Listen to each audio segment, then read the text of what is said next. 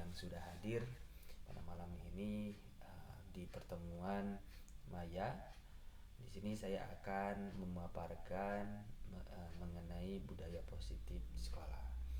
Maka itu langsung calon guru penggerak angkatan 4 Kabupaten Bandung Barat. Di sini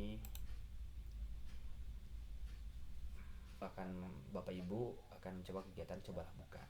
Nah, tugas Bapak Ibu adalah menghafalkan salah satu tangan. Coba bayangkan bahwa Bapak Ibu menyimpan sesuatu yang sangat berharga di dalam kepalan tangan untuk membuka kepalan tangan dari Bapak Ibu. Nah, boleh temannya itu apakah boleh itu secara dengan membujuk, menghardik, atau bisa menggoda, merayu, bahkan menawari Bapak Ibu dengan uang supaya Bapak Ibu bisa membuka kepalan tangannya. Nah, coba lakukan kegiatan yang barusan, atau mungkin Bapak Ibu bisa masing-masing membayangkan, coba bayangkan di roomnya masing-masing dengan mengepalkan tangannya selama 1 menit. Kepalan tangan dengan bujukan, godaan atau paksaan, atau bagaimana yang diinginkan. Coba dengan paksaan, apakah Bapak Ibu bakal membukanya, atau misalkan atau dengan bujukan atau godaan, atau mungkin dengan uang supaya dibuka. Nah, mungkin di sini mengapa? Nah, pasti punya alasan masing-masing. Ataukah Bapak Ibu bertahan dan menolak membuka kepalan tangannya sekuat tenaga Bapak Ibu gitu, dan mengapa bisa menolak atau tidak ingin membuka kepalan tangan itu? Nah, pasti jawabannya berbeda-beda. Ada yang membuka, ada yang misalkan tidak ingin. Nah, di sini kita juga mungkin kita bayangkan pada anak-anak didik kita.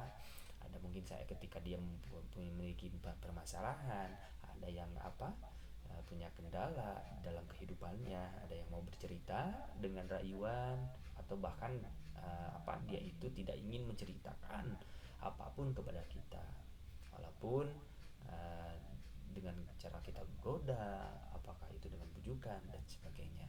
Ya, seperti itu. Untuk di sini Bapak Ibu, untuk membangun budaya positif sekolah ya, perlu menyediakan lingkungan yang positif, aman, nyaman, supaya murid-murid atau peserta didik kita mampu berpikir, bertindak, dan menciptakan dengan keinginan mereka sendiri dengan mandiri dan bertanggung jawab. Nah, ini akan meninjau teori yang dikemukakan oleh Dian Gusen. Sebelum kita menggali lebih lanjut tentang teori disiplin institusi dan Dian Gusen, mari menyapakan model berpikir kita tentang disiplin itu sendiri. Nah, lazimnya ya, disiplin dikaitkan dengan kontrol. Dalam hal ini kontrol guru dalam menghadapi murid atau peserta didik kita. Nah, di sini ada di dalam kontrol ini ada beberapa pemaparan dan Dr. William Glasser dalam kontrol teori untuk menuliskan beberapa miskonsepsi tentang kontrol. Nah, di sini ada stimulus respon ya. Jadi stimulus terkontrol pandangan tentang dunia, stimulus respon tentang dunia, ada terkontrol tentang dunia. Nah, realitanya kebutuhan kita, kadang-kadang kita selalu berpikir bahwa kita itu sama. Padahal tentang dunia itu, pada realitasnya kebutuhan itu kita itu berbeda. Setiap orang pasti memiliki kelebihan dan kekurangannya masing-masing. Terus semua orang melihat hal yang sama, padahal setiap orang itu memiliki gambaran yang berbeda dari berbagai sisi. Nah, selanjutnya itu ada kita mencoba mengubah agar pandangan kita itu sama dengan kita gitu. Dan kita harus menyadari bahwa kita berusaha memahami pandangan orang tentang dunia. Setiap orang itu memiliki pandangannya masing-masing. Nah, selanjutnya perilaku buruk dilihat sebagai suatu kesalahan. Nah, mungkin salah menurut kita terkadang salah, tapi bisa saja menurut orang lain atau pandangan lain semua perilaku itu berbeda, karena semua perilaku itu memiliki tujuan ya, seperti itu. Nah, di sini sebetulnya kita tidak bisa mengontrol orang lain ya. pemaksaan ada pada saat rujukan gagal. Kolaborasi dan konsep menciptakan pilihan yang baru. Jadi ketika kita memberikan bujukan-bujukan terhadap murid-murid kita, mungkin kita perlu adanya apa juga apakah harus mengerti juga pesan peserta didik, apakah dia mau menceritakan, membuka dirinya, atau dia tetap bersikukuh dengan tidak mau menceritakannya. Nah, di sini juga kita harus berpikir apa yang selama ini kita pikirkan adalah berpikir menang atau kalah. Namun yang harus kita perbaiki adalah model cara berpikir menang dan menang. Bagaimana supaya peserta didik kita bisa mencapai apa yang diinginkannya. Bagaimana cara membuat murid disiplin?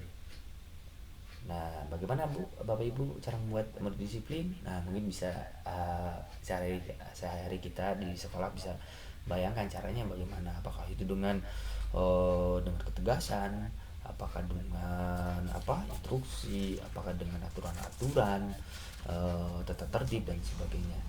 Nah, siapakah yang bisa mendisiplinkan murid? Apakah kita sebagai guru, kepala sekolah, penjaga sekolah, satpam, apakah orang tua, atau mereka diri sendiri atau peserta didik itu sendiri?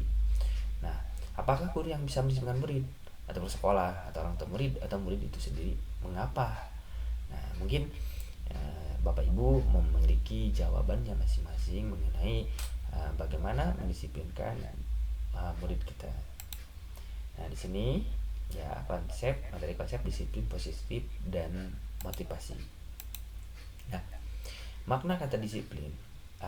Ketika kita mendengar kata disiplin, apa yang terbayang di benak kita? Apakah yang terjadi di pikiran Bapak Ibu guru? Pasti kebanyakan kita itu menghubungkan kata disiplin itu dengan tata tertib atau keteraturan atau kepatuhan kepada peraturan. Nah, di sini kata disiplin juga sering dihubungkan dengan hukuman. Nah, jadi kadang kita itu berpikir bahwa disiplin itu dengan cara menghukum anak pasti disiplin, atau tidak disiplin dengan harus dihukum. Padahal itu sungguh berbeda Bapak Ibu ya. Karena belajar tentang disiplin positif tidak harus dengan memberi hukuman. Justru itu adalah salah satu alternatif terakhir. Dan kalau perlu itu tidak digunakan sama sekali di dalam proses mendisiplinkan peserta didik. Nah, Kejar menyatakan bahwa untuk mencapai kemerdekaan atau dalam konteks pendidikan kita saat ini, untuk menciptakan murid yang merdeka itu syarat utama adalah harus ada disiplin yang kuat. Nah, disiplin yang dimaksud di sini adalah disiplin diri yang memiliki motivasi internal atau dari diri mereka sendiri. Jika kita tidak memiliki motivasi internal atau dari dalam dari kita, maka kita atau peserta didik memerlukan pihak lain untuk mendisiplinkan kita, atau motivasi itu dari luar atau eksternal. Nah, karena berasal dari luar bukan dari dalam diri kita itu sendiri. Jadi ketika kita tidak memiliki disiplin di dalam diri sendiri, maka ya perlu bantuan motivasi dari luar. Nah, itu juga bahwa kita menyadari juga ya Bapak Ibu, ketika anak-anak ingin mendisiplinkan, terkadang mereka itu ingin disiplin karena ada aturan. Karena aturan itu mereka terpaksa untuk disiplin tanpa dia menyadari itu bukan kemauan dari mereka sendiri. Ya, seperti itu. Jadi mudah-mudahan di sini budaya positif ini sehingga disiplin itu bisa menjadi kebiasaan, bahwa dia itu perlu sekali untuk disiplin untuk kepentingan mereka sendiri. Nah, kita mengontrol diri ya, dan bagaimana menguasai diri untuk memilih tindakan yang mengacu pada nilai-nilai yang kita anggap kita itu menjadi keyakinan atau kita hargai. Nah, dengan kata lain, seorang yang memiliki disiplin disiplin diri berarti mereka bisa bertanggung jawab terhadap apa yang dilakukan oleh mereka. Jadi apa yang saya lakukan ini bisa dipertanggungjawabkan apabila mereka itu memiliki disiplin diri. Sebagai pendidik, tujuan kita adalah menciptakan anak-anak yang memiliki disiplin diri sehingga mereka bisa berperilaku dengan mengacu pada nilai-nilai kebajikan universal dan memiliki motivasi intrinsik bukan ekstrinsi. Nah, kita banyak menemukan ketika anak-anak kesiangan, dia itu kalau ketika tidak memiliki disiplin diri atau kemauan dari dirinya sendiri, ketika kesiangan pasti akan terulang lagi dan terus terulang. Dan di sini juga banyak terjadi juga di sekolah kita ketika dalam segi pakaian, terus termasuk rambut. Nah, kalau mereka disiplin itu karena ada aturan, ya mereka tidak akan bisa merubah dirinya sendiri sehingga menyadari apa yang mereka lakukan itu adalah salah.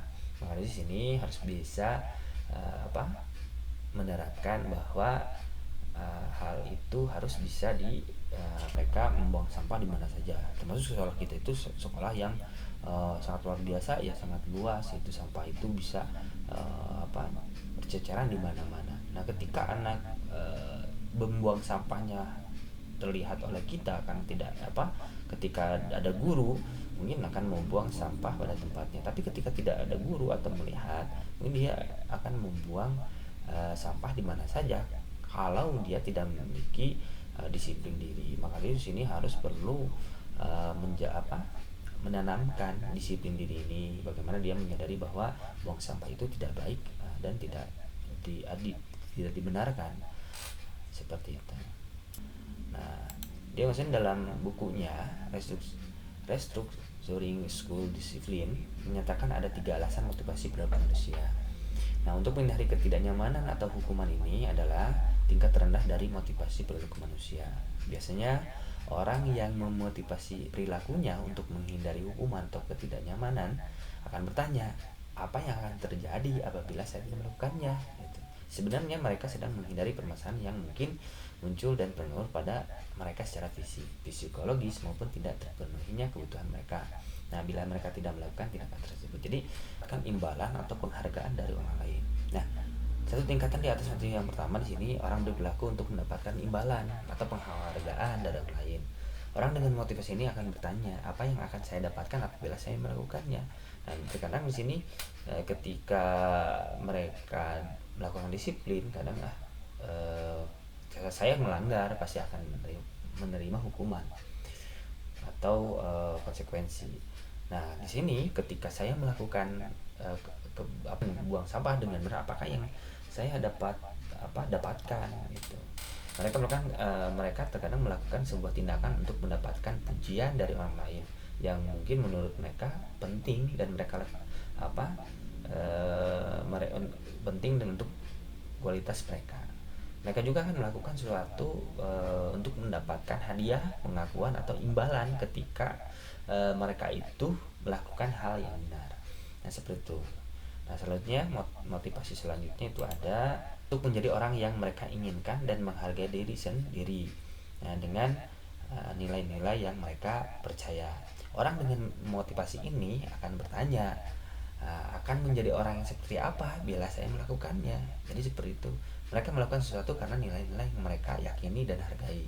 Dan mungkin mereka juga melakukan karena mereka ingin menjadi orang yang melakukan nilai-nilai mereka yang yakini tersebut gitu.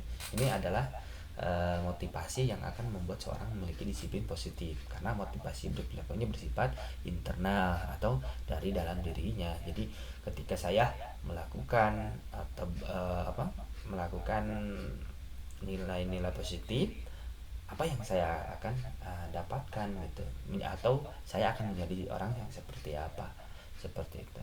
Jadi perlu motivasi ini sehingga mendorong atau motivasi mereka sehingga mereka lebih baik lagi. Bapak Ibu berada dalam sebuah situasi di mana Bapak Ibu sengaja melakukan sesuatu yang menyakitkan bagi Bapak Ibu, bahkan bertabrakan dengan penghargaan dari orang lain. Jadi ketika menurut saya benar tapi menurut orang lain itu tidak benar. Nah, mengapa kita tetap memilih melakukan padahal kita tahu akibatnya akan menyakitkan, Anda mungkin akan dikecam secara sosial, bahkan ada kerugian secara finansial. Nah, apa prinsip-prinsip yang Anda perjuangkan dan Bapak Ibu lindungi? Saat itu mungkin Bapak Ibu sedang menjadi orang yang seperti apa?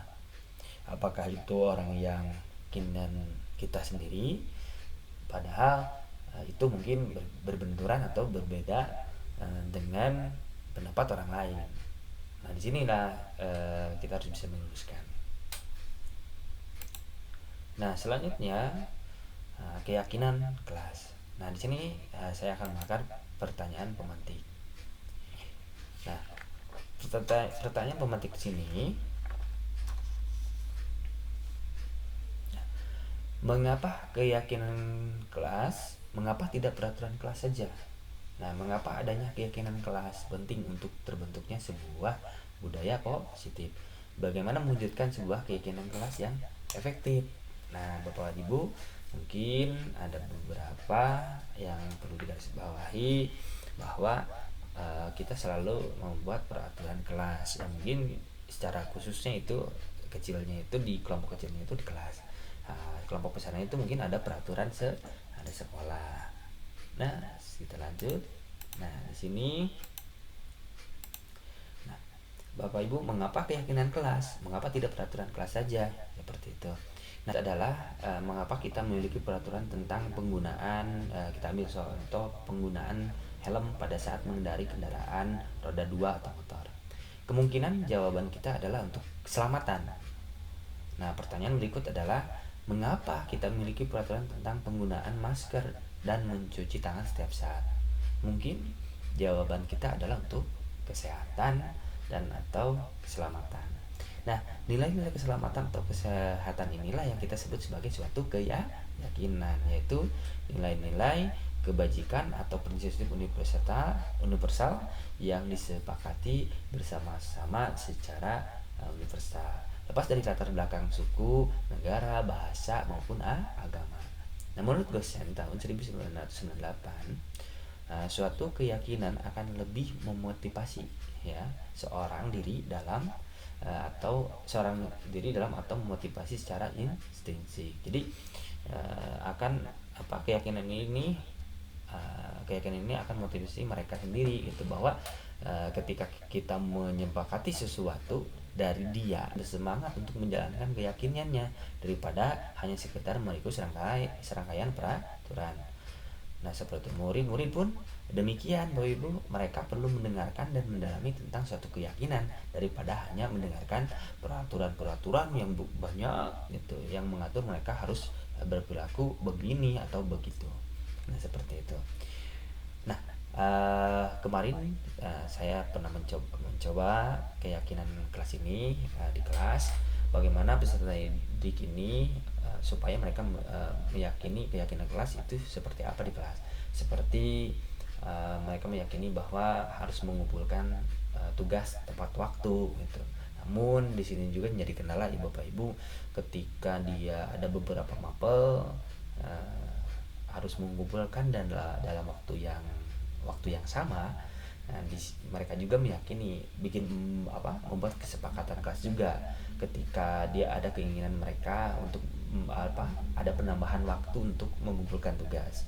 Ketika mereka sepakat, saya mengikuti menyepakatinya ketika mereka menginginkan ketika mengumpulkan tugas itu dikasih tenggang waktu sampai sore atau malam hari. Nah, kita bersepakat untuk mengumpulkannya, dikasih waktu atau agak memberikan waktu jarak untuk mengumpulkannya. Nah, ketika dia berkeinginan seperti itu, maka dia akan menjadi motivasi, dorongan untuk mereka untuk mengerjakannya tepat waktu selama satu hari itu. Sehingga kalau seperti itu, karena kalau keinginan mereka sendiri, ya minimal mereka harus bersemangat itu untuk mengerjakan tugas dengan tepat waktu sesuai dengan keinginan mereka. Ya, termasuk dengan kelas yang bersih gitu. Mereka meyakini bahwa kelas itu harus bersih. Terus memakai seragam. Kalau saya memakai seragam olahraga, tidak memakai seragam yang lain, menghargai dengan antar teman. Nah, seperti kemarin ketika saya membagi kelompok untuk senam kebugaran jasmani, mereka meyakini bahwa harus tidak melihat latar belakang dan sebagainya, maka dia menyerahkan untuk pembagian kelompok itu secara dengan permainan, sehingga dia akan berkelompok dengan teman-teman yang mungkin tidak akan mereka bayangkan sendiri, karena pembagian itu sistem bermain atau game ya Bapak Ibu. Nah, selanjutnya juga mereka membuat keyakinan kelas. Dia akan mengerjakan tugas, ya, bisa tugas praktek. Ini bukan saya pelajaran PJOK, tugas praktek. Mereka itu menginginkan mengerjakannya itu ada waktu 1 minggu, karena itu berkenaan praktek. Nah, ketika mereka membuat kesepakatan bahwa ketika ada tugas praktek dikumpulkannya 1 minggu, dan meyakini bahwa dia akan siap menuntaskan atau membuat dengan sungguh-sungguh tugas praktek itu. Nah, di sini baru kita sepakati mengumpulkan tugasnya itu dalam jangka waktu 1 minggu, sehingga menjadi dorongan untuk mereka juga dengan teman kelompoknya untuk memanage waktu sehingga bisa membuat tugas praktek itu. Seperti itu Bapak Ibu yang saya sudah lakukan di dalam kelas, termasuk kebetulan saya memiliki program rancangan aksi nyata yang bernama futsal. Mungkin program ini waktu dulu sebelum masa pandemi di kesiswaan sudah diterapkan Bapak Ibu ya, yaitu pungut sampah sebelum pembelajaran, yang mana sebetulnya kan ada piket pagi dan piket sore, tapi mereka itu terfokus ketika membersihkan itu hanya di lingkungan kelasnya saja, tanpa memperhatikan lingkungan di depan kelas. Nah, di sini kita membuat keyakinan kelas bahwa kita harus menjaga kebersihan lingkungan. Nah, di sini saya terapkan aksi nyata yang saya berikan nama futsal, pungut sampah 5 menit. Jadi ketika sebelum mulai pembelajaran, saya bersama dengan peserta didik memungut sampah yang kita terlihat di lingkungan saat kita praktek di lapangan, sehingga itu akan menjadi kebiasaan untuk mereka sendiri dan tidak membuang sampah sembarangan. Seperti itu Bapak Ibu. Dan saya juga nilai-nilai budaya positif seperti membuang sampah sembarangan. Ketika tidak ada sampah, kita simpan di tempat mungkin atau di saku atau disimpan terlebih dahulu sebelum kita ke tempat sampah. Nah, itu mudah-mudahan menjadi budaya positif atau kebiasaan untuk peserta didik itu sendiri. Seperti itu. Selanjutnya, ini ada pembentukan keyakinan kelas. Nah, keyakinan kelas ini bersifat lebih abstrak daripada peraturan yang lebih rinci dan konkret. Keyakinan kelas berupa pertanyaan-pertanyaan universal secara global, secara umum Bapak Ibu ya. Sebenarnya pernyataan keyakinan kelas senantiasa dibuat dalam bentuk positif. Keyakinan kelas hendaknya tidak terlalu banyak sehingga mudah diingat dan dipahami oleh semua warga kelas. Keyakinan kelas sebaiknya sesuatu yang dapat diterapkan di lingkungan tersebut. Jadi disesuaikan ya Bapak Ibu dengan kemampuan atau lingkungan di kelas atau mungkin sekolah. Semua warga kelas hendaknya ikut berkontribusi dalam pembuatan keyakinan kelas lewat kegiatan curah pendapat. Jadi seperti kemarin mereka memberikan masukan-masukan. Ada yang si A itu menginginkan ini, si B menginginkan ini, sangat luar biasa sekali. Mungkin nanti bisa Bapak Ibu lihat di video, nanti saya akan share. Selanjutnya bersedia meninjau kembali keyakinan kelas dari waktu ke waktu. Nah, seperti itu untuk keyakinan kelas. Selanjutnya pemenuhan kebutuhan dasar. Berbagi mengenai kebutuhan dasar manusia. Nah, di sini saya akan menunjukkan pertanyaan romantik yang mungkin sering kita alami saat kita di kelas. Ibu Abah guru wali kelas 2 di SD Berita Hati sedang bingung menghadapi salah satu murid kelasnya yang bernama Doni. Berapa anak di kelas 2A telah datang padanya dan menanyakan Doni dan sekali minta bekal makanan siang dengan paksa. Jadi mengutamakan dengan paksa tidur ini. Jika Anda menghadapi, jika ada ibu menghadapi situasi seperti ibu apa yang akan ibu lakukan? Bapak ibu lakukan. Menurut bapak ibu kita apa alasan Doni melakukan hal itu? Ketika meminta makan dengan cara memaksa kepada teman-teman kita. Kira-kira alasan Doni itu apa? Lapar. Karena lapar. Karena lapar. Ngajeger. Ada, bisa ngajeger. Ada lagi? Bantang gue. Oke. Nah di sini sebetulnya ada beberapa kebutuhan yang ingin dicapai oleh Doni. Nah, di sini ada 5 kebutuhan dasar manusia. Pertama yaitu cinta dan kasih sayang atau biologi. Selanjutnya ada almaf survival dan itu bertahan hidup. Nah, selanjutnya cinta dan kasih sayang biologi. Selanjutnya ada penguasaan atau power, dan selanjutnya itu ada kebebasan freedom, dan terakhir adalah kesenangan. Nah di sini 5 kebutuhan ini yang mendasar dari masyarakat. Terkadang apa yang kita lakukan tanpa kita sadari bahwa kita itu membutuhkan atau ingin mencapai kebutuhan 5 ini tanpa kita sadari juga bahwa terkadang saya itu pengen makan itu karena lapar, apa karena memang tidak bekal makanan dan sebagainya. Nah di sini ya kebutuhan. Nah dan kebutuhan yang pertama bertahan hidup. Nah di sini akan kita ambil kebutuhan bertahan hidup. Ada kebutuhan yang bersifat fisiologis untuk bertahan hidup, misalnya kesehatan, kebutuhan rumah, tempat tinggal, dan makanan.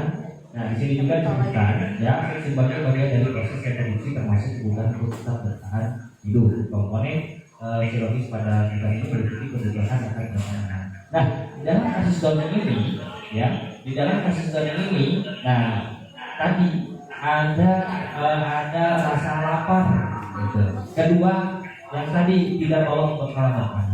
Nah mungkin saja ketika Doni ditanya oleh datang ke Ibu Anwar dan ditanya oleh Ibu Anwar dan kasus ini berarti ketika Doni menjawabnya lapar, menjawabnya tidak dikasih bekal makanan, berarti Doni ini sedang memenuhi kebutuhan hidupnya itu bertahan hidup. Jadi mungkin kebutuhan ini akan berbeda-beda ketika bagaimana kondisi sekarang itu pada saat itu. Nah selanjutnya ketika yang kedua cinta dan kasih sayang. Nah kebutuhan kasih sayang ini adalah kebutuhan psikologis, kebutuhan untuk mencintai dan memiliki meliputi kebutuhan akan hubungan dan koneksi sosial. Kebutuhan untuk memberi dan menerima kasih sayang dan kebutuhan untuk merasa menjadi bagian dari suatu kelompok. Nah, di sini Doni juga meliputi kebutuhan untuk setiap terhubung dengan orang lain seperti teman, keluarga, pasangan hidup, teman kerja, binatang peliharaan. Ini juga ya, seperti Pak Yudi ada kebutuhan kesayangannya gitu kepada hewan. Nah, dan kelompok di mana kita tergabung di suatu kelompok itu. Nah, apabila melihat kasus Doni ini, ya, Doni ini ketika dia mengambil memaksa mengambil makanan temannya, mungkin saja dia itu ingin mendapatkan perhatian. Nah, perhatian di sini berarti perhatian dari temannya itu sendiri atau bahkan dari orang tuanya. Misalnya ketika Doni melakukan hal tersebut supaya disampaikan oleh gurunya, mungkin pada orang tuanya, sehingga orang tuanya memperhatikan dan mendapatkan mungkin kasih sayang dan perhatian lebih di rumahnya, sehingga Doni di sini mengejar kebutuhan cinta dan kasih sayang. Nah seperti itu. Selanjutnya itu ada penguasaan. Nah yang tadi Bang Sabul ya. Nah di masa penguasaan ini ya, kebutuhan ini adalah untuk mencapai sesuatu menjadi kompeten, menjadi tampil, diakui atas prestasi, atas keterampilannya, dan mungkin bisa ini didengarkan dan memiliki rasa harga diri di dalam satu kelompok atau lingkungan itu sendiri. Kemudian ini memiliki keinginan untuk dianggap berharga, bisa membuat perbedaan dengan yang lain. Mungkin saya paling jago atau paling apa gitu, paling wah, dan mungkin lebih dari bigger dan sebagai negeri. Ya. Nah, untuk di sini juga bisa membuat pencapaian kabupaten diakui dihormati. Jadi keinginannya apabila sudah ada ini kasusnya dalam ingin memenuhi kebutuhan penguasaan ini, nah berarti dia itu ingin ketika mengambil makanan temannya itu mungkin bukan makanan saja, banyak hal yang ingin mungkin dia apabila terjadi di dalam kelas, misalkan ingin mengambil barang atau misalkan banyak terjadi kasus sebetulnya sekolah kita ada yang masih istilah manjat. Walaupun jarang ada laporan, pernah menemukan ketika ada temannya yang merasa dia itu paling berkuasa, diakui dengan teman-temannya, dia itu meminta jajan atau minta uang kepada temannya. Gitu. Bahkan yang pernah dulu kasus itu minta uangnya itu untuk diberikan rokok, seperti itu dulu. Nah jadi merasa itu merasa gagah dan sebagainya, sehingga dia itu ketika ingin meminta temannya itu merasa hebat, diakui, menunjukkan kemampuannya. Padahal di rumah ketika diberi dia itu mungkin saja kurang kasih sayang juga di orang tuanya, sehingga dia itu melihat-lihatkannya itu di sekolah atau di rumahnya. Nah di sini jadi Doni ini menguatkan masalah penguasaan atau kekuasaan. Selanjutnya itu ada kebebasan. Nah, kebebasan di sini adalah kebutuhan akan kemandirian. Nah, otonomi memiliki pilihan dan mampu mengendalikan arah hidup seseorang. Anak-anak dengan kebutuhan kebebasan yang tinggi menginginkan pilihan mereka perlu banyak bergerak, suka mencoba-coba, tidak terlalu terpengaruh orang lain dan senang mencoba hal baru dan menarik. Bahkan kita alami Bapak Ibu ya di sekolah di kelas. Ketika anak suka belajar itu karena mungkin satu suka karena kepada gurunya, ya jadi semangat belajarnya itu dengan bapak ama nyantai, tapi kadang-kadang karena kebebasannya sekarang enaknya. Kadang-kadang kalau misalkan dibatasi, gitu, kadang-kadang mereka membuat merasa jenuh dan sebagainya. Apalagi misalkan saat pembelajaran olahraga biasanya di lapang, ketika di kelas ya seperti itu. Gitu. Inginnya itu ingin ada kebebasan. Nah di sini apabila misalkan kasus Doni yang tadi ingin mengambil makanan, memaksa makanan dari temannya, mungkin dia itu merasa bosan. Jadi kita tidak ngecailan menghilangkan rasa bosan itu. Nah di sini ada bosan, mencoba yang baru. Di sini mungkin Doni itu punya makanan tapi tidak seperti temannya, atau makanannya itu ingin beraneka ragam. Jadi kebutuhan yang ingin dicapai sama Doni itu adalah kebutuhan dasar kebebasan. Yang terakhir adalah kesenangan.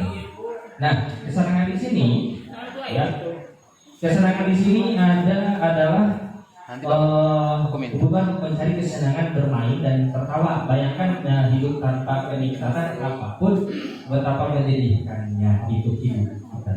Jadi ya jangan kalau hidup penuh dengan kesedihan, bakal kumaha gitu, seorang anak itu akan berkembang gitu. Kadang-kadang mereka itu ada beberapa kesenangan yang ingin dicapai tapi tidak bisa mencapainya, ya biasanya dengan hal yang negatif. Kadang bisa menjadi dengan hal yang positif. Nah di sini semua hewan dengan kata belajar yang menghubungkan kebutuhan akan kesenangan dengan belajar. Semua hewan dengan tingkat inteligensi tinggi, misal hewan anjing, lumba-lumba, primata dan lain itu menulisnya bermain.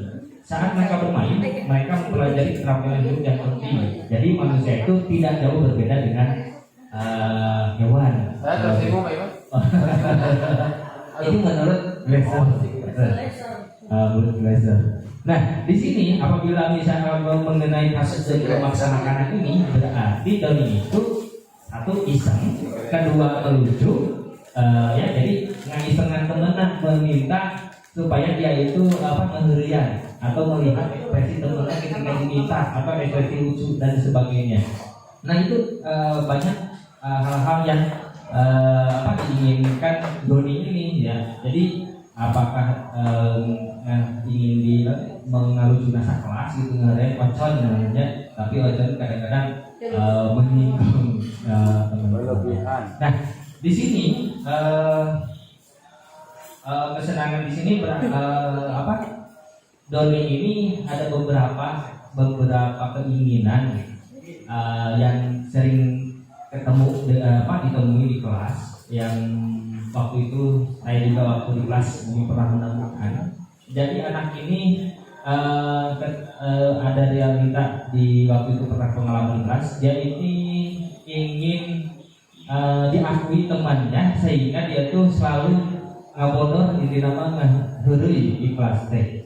Biasanya kan di rumah itu pendiam, tapi di rumah di sekolah itu dia tuh hurui begini, sehingga ngajarin teman-teman. Tapi ketika dia kebutuhan kesenangan itu dengan cara bercanda kepada orang lain, belum tentu orang lain itu senang gitu. Bahkan ketika dia niatnya melucu atau iseng, bahkan ada temannya itu yang malah dan tersinggung ya, seperti itu.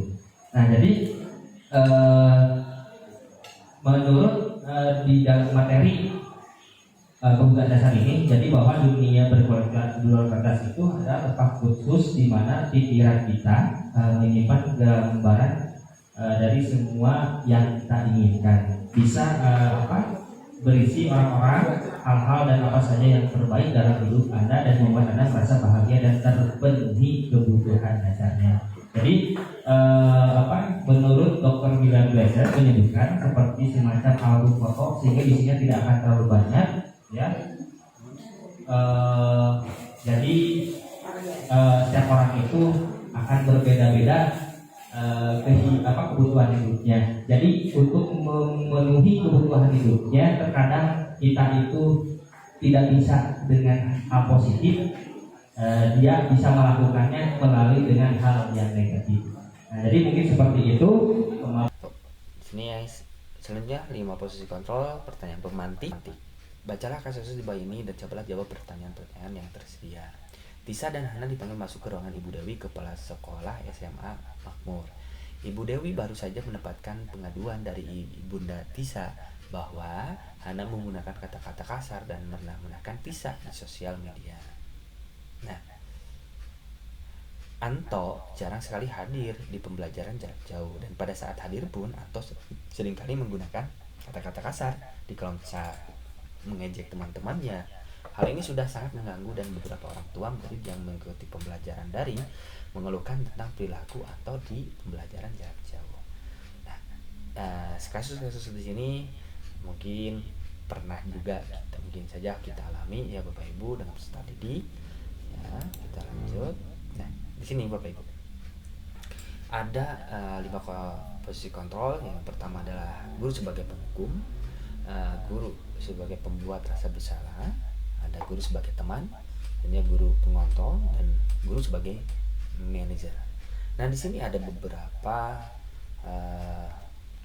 tindakan ini guru penghukum. Di sini Bapak Ibu sebagai penghukum, seorang penghukum bisa menggunakan hukuman fisik maupun verbal. Orang-orang yang menjalankan posisi penghukum senantiasa mengatakan bahwa sekolah memerlukan sistem atau alat yang dapat menekan lebih dalam lagi, gitu. Misalkan menekan disiplin atau mereka itu harus taat dalam aturan. Nah, di sini guru yang menerapkan posisi penghukum akan berkata, patuhi aturan saya, atau awas, gitu. Kamu selalu saja salah, atau pasti selalu yang terakhir selesai. Nah, guru seperti ini senantiasa percaya hanya ada satu cara agar pembelajaran bisa berhasil, yaitu dengan caranya dia sendiri. Seperti itu Bapak Ibu. Begini, hasilnya siswa akan memberontak atau mungkin bisa mendendam atau menyalahkan orang lain. Nah, di sini murid kadang-kadang mungkin saja pasti dalam hatinya itu, saya tidak peduli bagaimana saya, Itu seperti itu. Nah, dampak pada murid mungkin bisa mengulangi kesalahannya berulang kali, atau perilakunya menjadi agresif kepada kita. Seperti itu Bapak Ibu. Ya. Selanjutnya itu guru sebagai pembuat merasa bersalah. Pada posisi ini biasanya guru akan bersuara lebih lembut. Pembuat orang merasa bersalah akan menggunakan keheningan atau membuat peserta didik tidak nyaman atau bersalah, atau bisa saja sampai rendah diri itu. Nah, kata-kata yang keluar dengan lembut dan seperti bapak ibu guru yang pembuat orang merasa bersalah ini mungkin saja seperti ini: ibu sangat kecewa sekali dengan kamu. Berapa kali bapak harus memberitahu kamu ya? Atau misalnya gimana coba kalau orang tua kamu tahu kamu berbuat begini. Nah, di posisi ini murid akan memiliki penilaian diri yang buruk tentang diri mereka gitu. Murid merasa tidak berharga, bahkan mungkin dia akan merasa telah mengecewakan orang-orang di sekitarnya gitu, seperti itu. Nah, hasilnya mereka itu akan mungkin akan berbohong, itu akan menyangkal seperti itu. Dan mungkin murid akan berkata, maafkan saya akan tidak mengulanginya lagi, seperti itu. Dampak pada murid di sini, dia akan rendah diri atau bahkan bisa merasa gagal, atau bahkan tidak berharga bagi dirinya atau orang lain, seperti itu Bapak Ibu. Selanjutnya adalah ketika guru sebagai teman. Posisi guru sebagai teman, guru pada posisi ini tidak akan menyakiti murid, namun akan tetap berupaya mengontrol murid melalui persuasi. Posisi teman pada guru biasanya negatif atau bisa saja positif.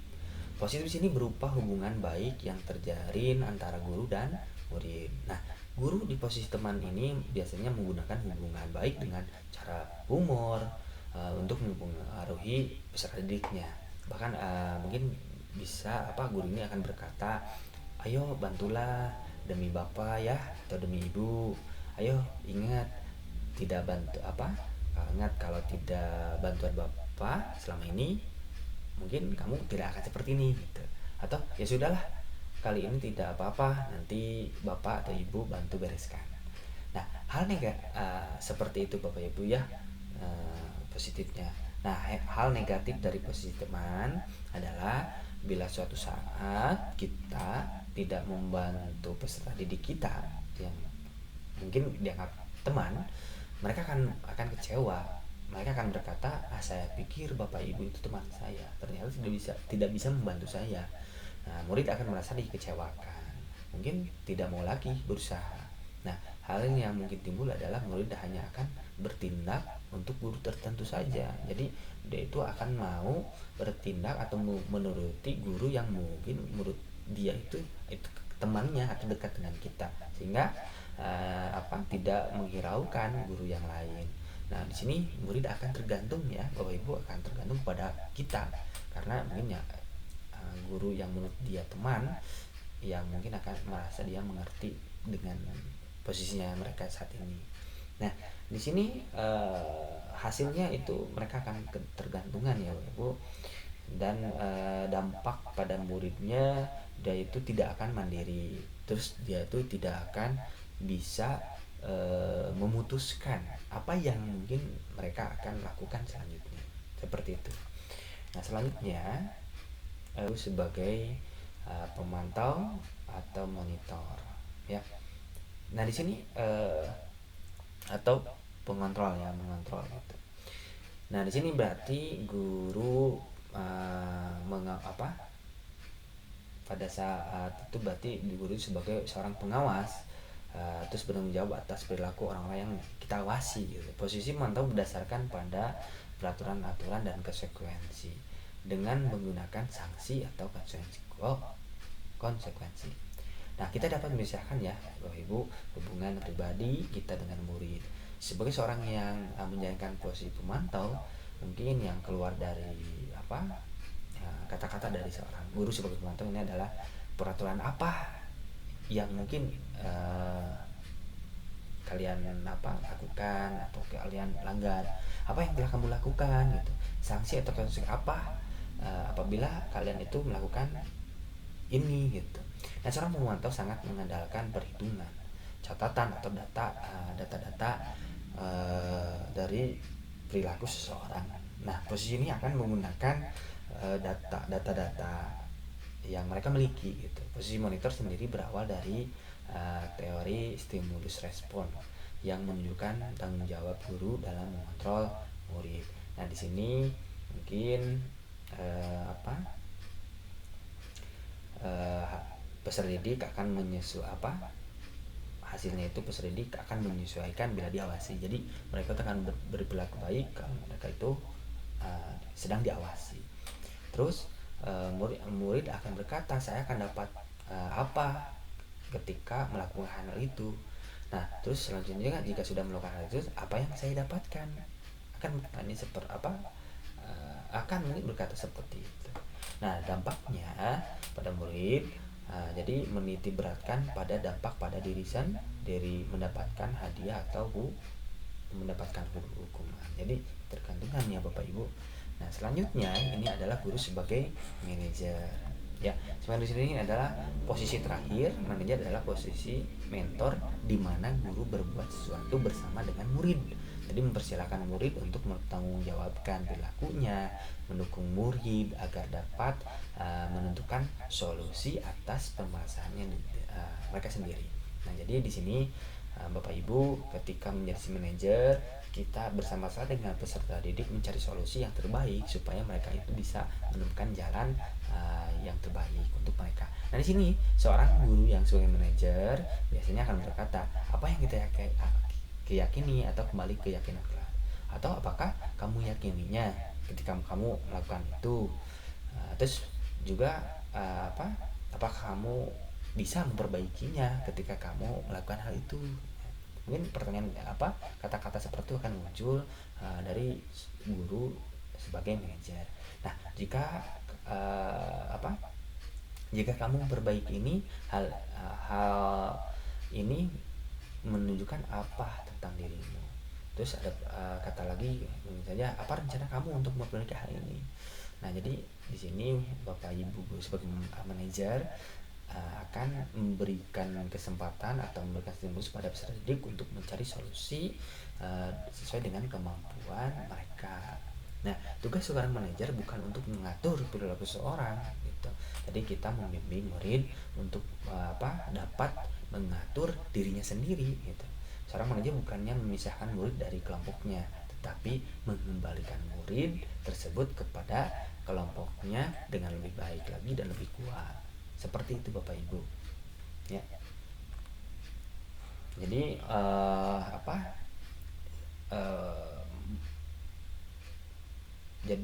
hasilnya dengan guru sebagai manajer ini akan menguatkan watak atau karakter dari peserta itu sendiri.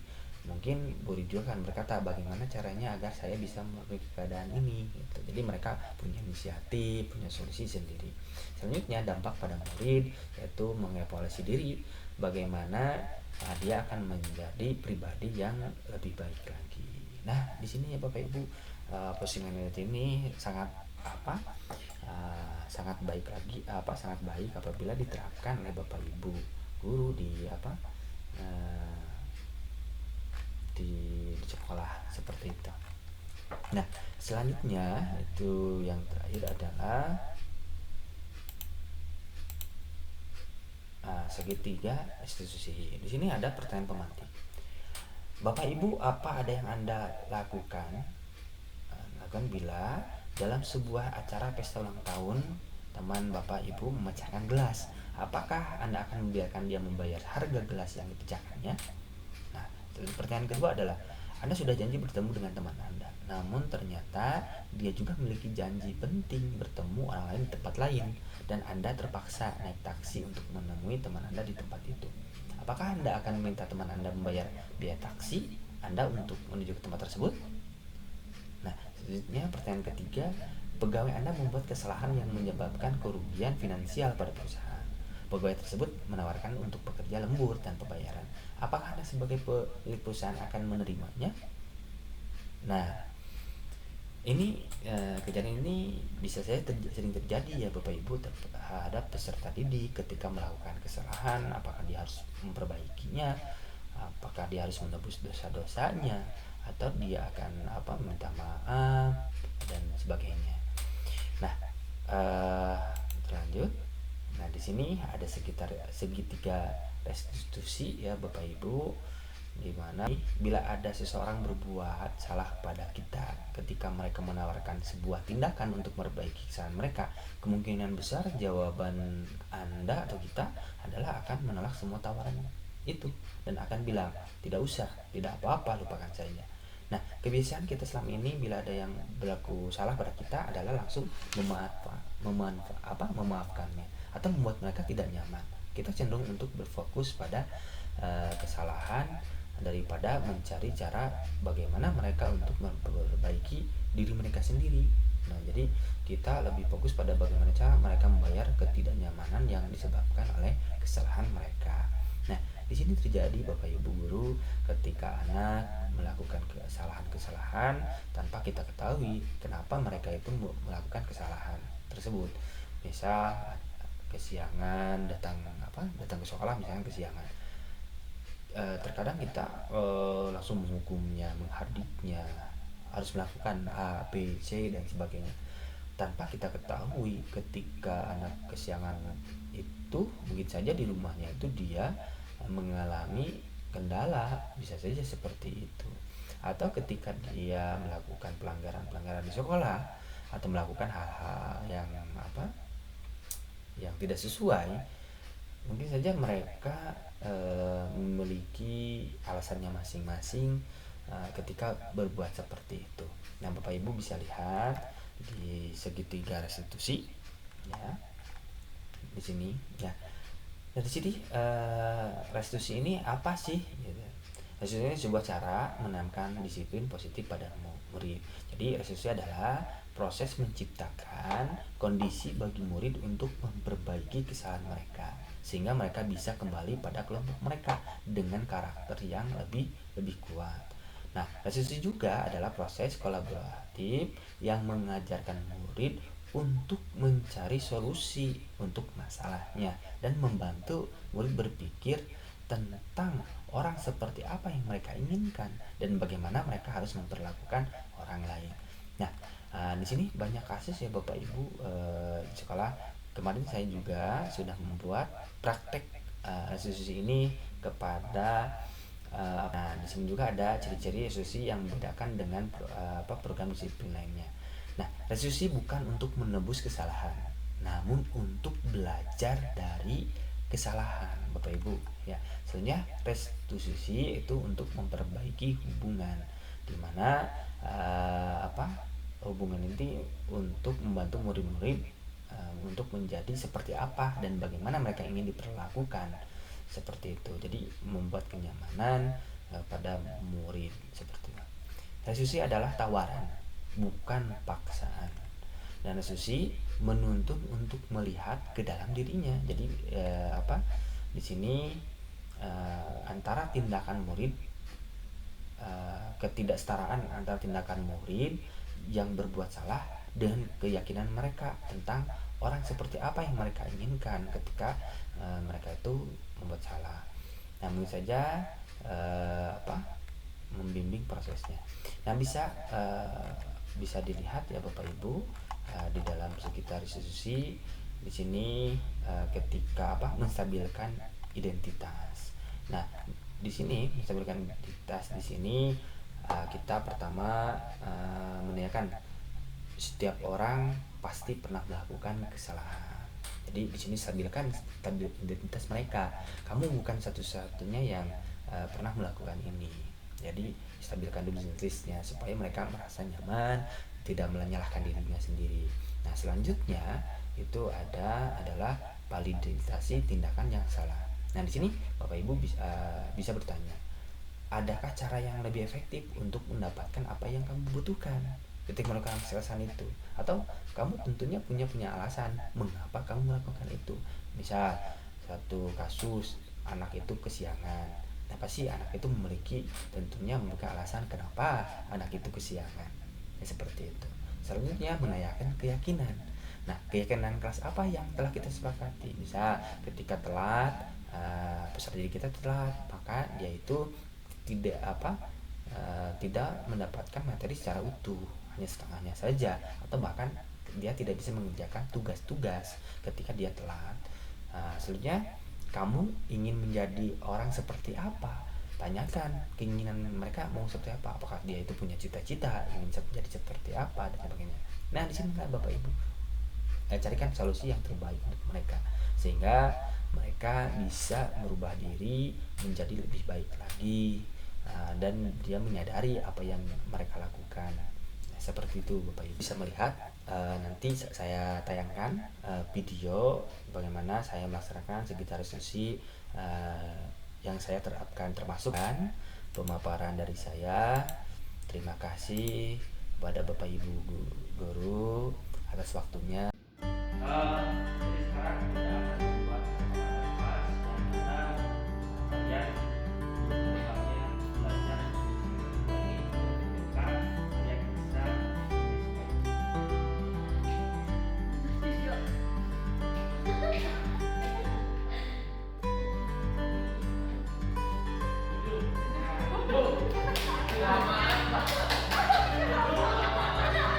oh.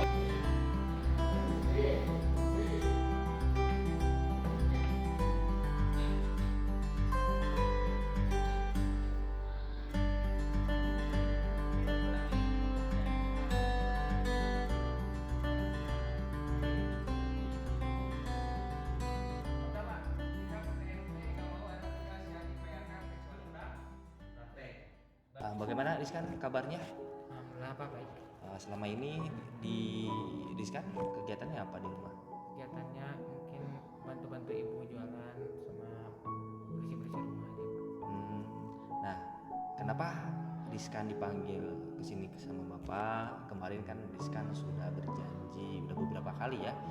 Rizkan PDR-nya tidak tuntas, tugas-tugasnya pun banyak yang tertinggal. Waktu itu ketika pertemuan pertama Rizkan berjanji akan menuntaskan tugas-tugas yang tertinggal selama 1 minggu. Tapi setelah 1 minggu ini Bapak tunggu bahkan sampai Rizkan tidak lagi ikut BDR.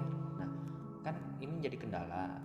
Bapak harap apa yang kan kendalanya apa nih di selama ini kemarin tidak mengumpulkan tugas, sudah dikasih kesempatan. Apa kendala di Rizkan? Untuk saya sendiri Pak, ada masanya pada gawai yang rusak. Jadi saya tidak bisa menyicil tugas-tugas yang diberikan guru, apalagi ekonomi memang sedang sulit di keluarga saya dan saudara-saudara pun memang tidak memiliki begitu. Jadi saya sangat ingin menyicil tugas, tetapi karena medianya terbatas, jadi saya paling pinjam tetangga yang jauh gitu. Jadi saya kesusahan untuk menyelesaikan tugas. Nah, mungkin ada berapa mapel yang tertinggal? Saya masih ada sekitar 13. Nah, kalau misalkan dalam 1 minggu itu Rizkan bisa lah nyicil 1 hari 2 mapel, bisa nggak? Bisa Pak. Coba solusi apa mungkin yang Rizkan akan lakukan untuk menyusul ini nih, termasuk pelajaran. Silakan kerjakan yang lain, tapi harus manage lagi waktunya. Silakan coba apa solusinya? Mungkin saya mau minta keringanan ke guru untuk mengerjakan tugasnya tidak pada handphone. Saya akan mengerjakan pada buku tulis biasa gitu. Ya, kalau seperti itu Bapak yakin Rizkan bisa. Nah, coba Rizkan bayangkan apabila Rizkan tetap seperti ini, tidak mengerjakan tugas termasuk pelajaran Bapak yang lain. Nah, konsekuensi apa atau keyakinan apa yang Rizkan langgar di kelas itu? Coba. Keyakinan selalu tepat waktu dalam mengerjakan tugas, lalu selalu mengerjakan yang tepat waktu dan selalu ingat pada tugas-tugasnya. Ya, berarti kalau misalkan Rizkan tidak mengerjakan tugas, berarti maka tidak akan dapat nilai. Rizkan punya cita-cita yang jadi apa? Saya cita-cita jadi insinyur. insinyur, alhamdulillah.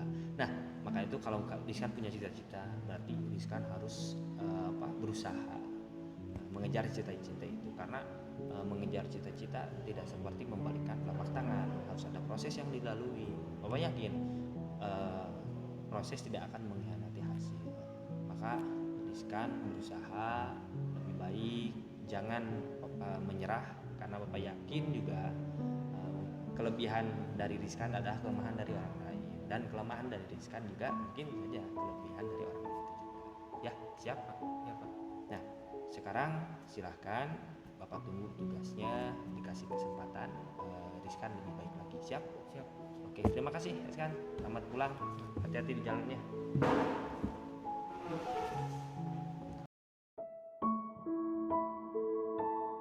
Apa kabar Mela? Alhamdulillah baik. Alhamdulillah. Selama ini di rumah kemana saja Mela kegiatannya? Saya sama di rumah nggak pernah kemana-mana Pak, selalu di rumah. Tapi kenapa nih nilainya turun? Bapak lihatnya cita-citanya nilai apa? Pengen jadi dokter Pak. Alhamdulillah, pengen jadi dokter ya.